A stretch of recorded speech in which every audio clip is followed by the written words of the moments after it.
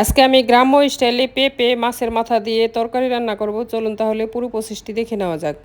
এটি রান্না করার জন্য আমি এখানে মাছের মাথা নিয়ে নিয়েছি। আমার কাছে পাঙ্গাস মাছের মাথা ছিল, আপনারা যে কোনো মাছের মাথা দিয়ে করতে পারেন।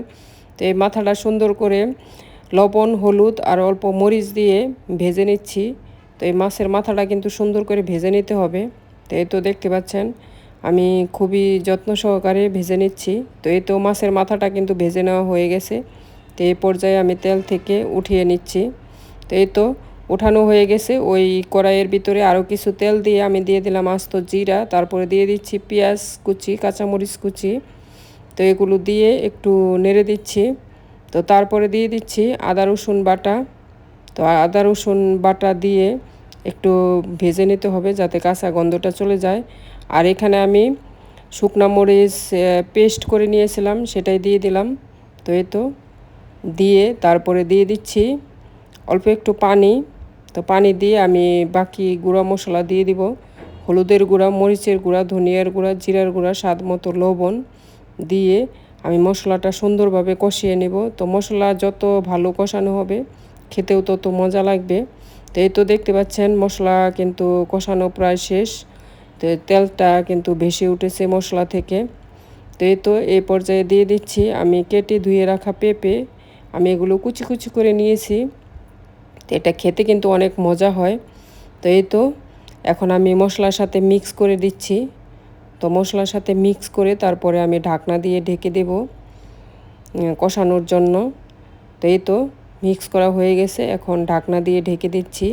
ফিরে আসতেছি কিছুক্ষণ পর। এই তো ঢাকনাটা খুলে দেখতে পাচ্ছেন পেঁপেটা কিন্তু সিদ্ধ হয়ে গেছে। এ পর্যায়ে আমি কিছু মূলা শাক দিয়ে দিচ্ছি। তো মূলা শাকটা নষ্ট হয়ে যাচ্ছিল, এই জন্য ভাবলাম দিয়ে দিই। তো এই তো শাকটা দিয়ে দেওয়াতে কিন্তু তরকারির টেস্টটা আরও অনেক গুণে বেড়ে গিয়েছিল। তো এই তো এখন আমি মূলা শাকটা দিয়ে সব কিছু মিক্স করে নিচ্ছি। তো মিক্স করে তারপরে আবারও কিছুক্ষণের জন্য আমি ঢাকনা দিয়ে কষিয়ে নিব।